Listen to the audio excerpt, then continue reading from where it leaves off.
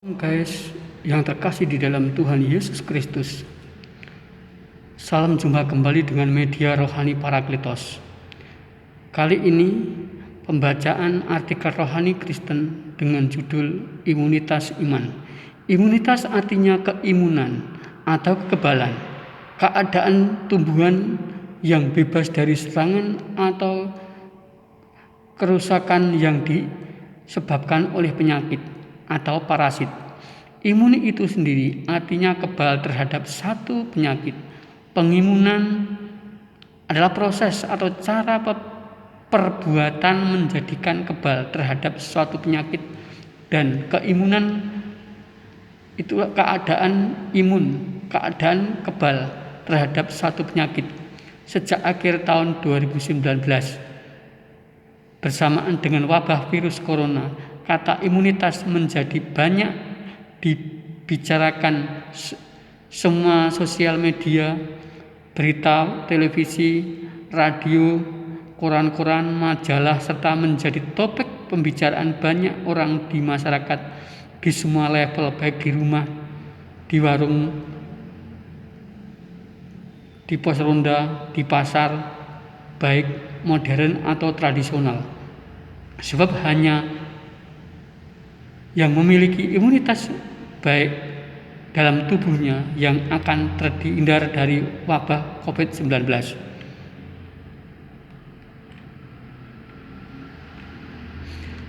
Tubuh kita itu terdiri dari jiwa dan roh.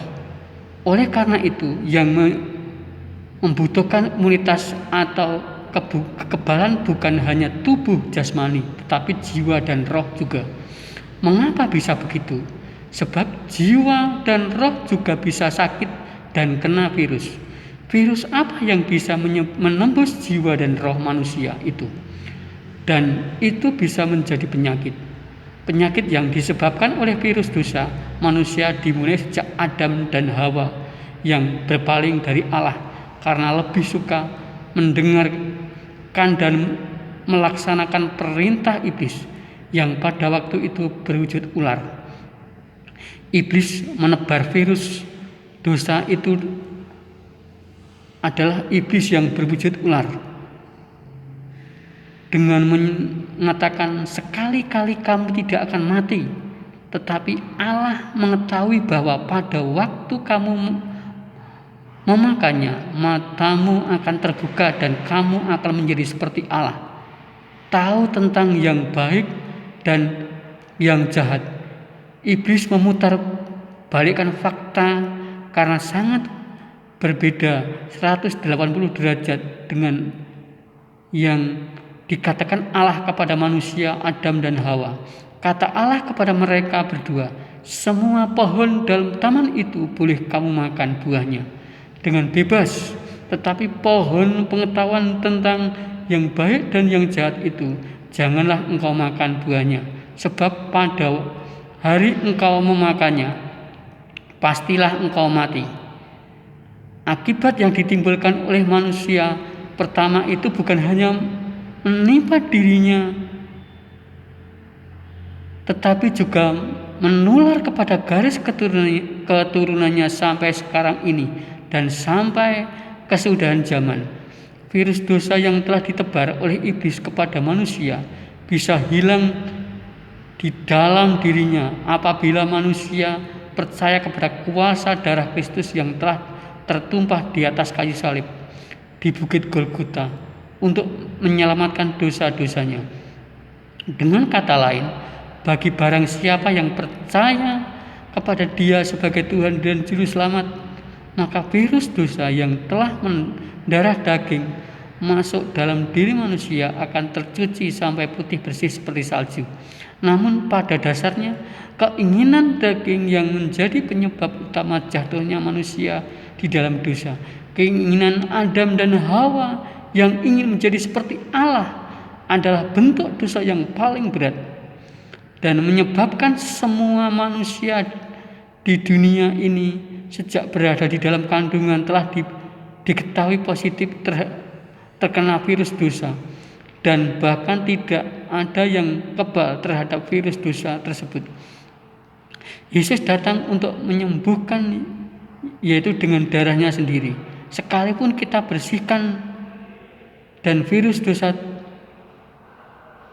tetapi selama kita masih tinggal di dunia, potensi untuk terkena kembali virus dosa dan keinginan daging cukup besar.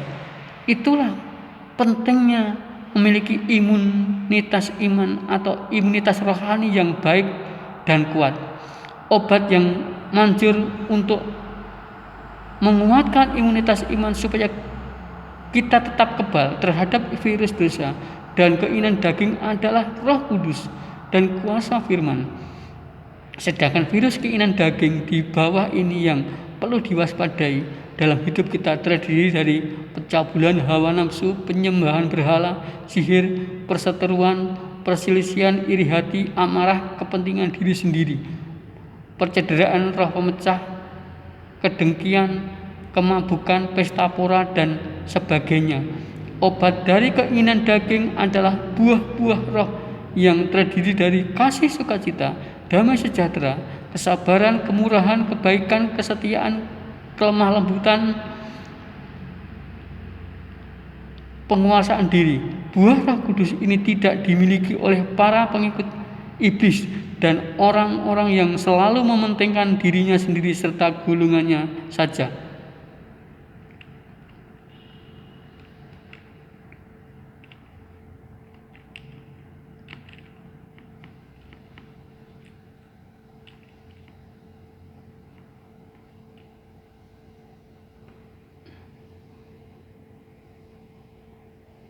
Untuk melawan virus dosa dan keinginan daging harus dengan buah-buah Roh Kudus seperti yang tertulis di dalam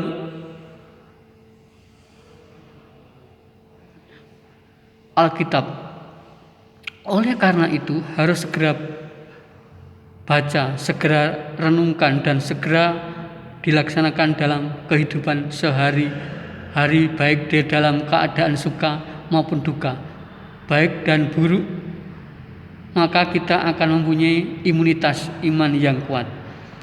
Muara dari keinginan daging adalah individualisme, seperti Adam dan Hawa yang ingin menjadi seperti Allah.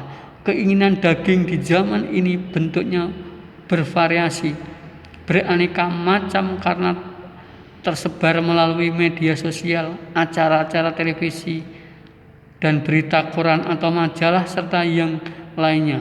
Maka dari itu, bagaimana supaya imunitas rohani itu kuat? Imunitas iman kita diperkuat apabila selalu mematuhi protokol kesehatan iman pada rohani kita yang terdapat di dalam firman Tuhan, dengan cara membaca, mendengarkan, dan melakukan firman itu di dalam kehidupan sehari-hari, selalu berada di dalam lingkungan yang bebas dari virus dosa dan keinginan daging. Sekarang bagaimana gereja Tuhan dalam hal ini persekutuan orang-orang kudus supaya terbebas dari virus tersebut di atas? Caranya agar terbebas atau steril dari virus dosa dan keinginan daging, gereja harus menyemprot dan membersihkan dengan obat antivirus, yaitu kuasa firman dan kuasa Roh Kudus. Jika tidak, maka akan terjadi perpecahan di dalam gereja sebagai tubuh Kristus. Namun semua itu memang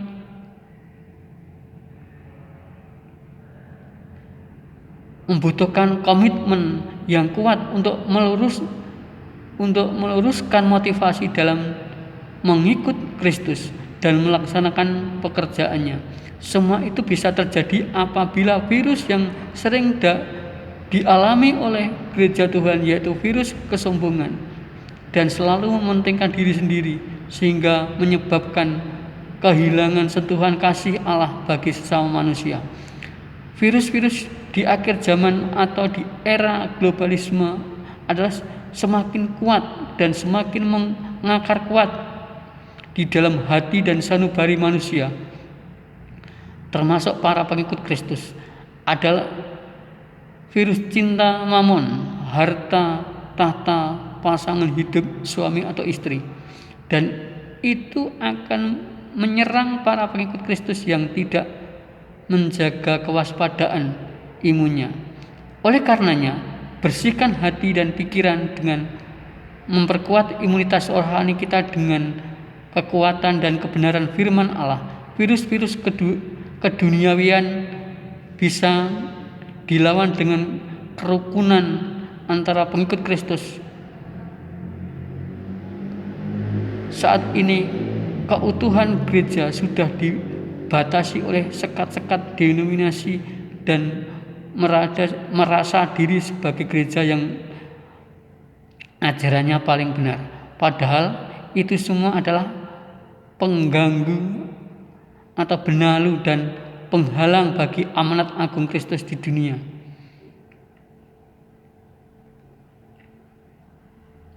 Hanya dengan merapatkan barisan semua laskar Kristus supaya bisa menjadi benteng yang kokoh dan tangguh. Namun semuanya tanpa kuasa firman dan kuasa Roh Kudus sebagai sumber keberhasilan yang sanggup memberikan pertolongan.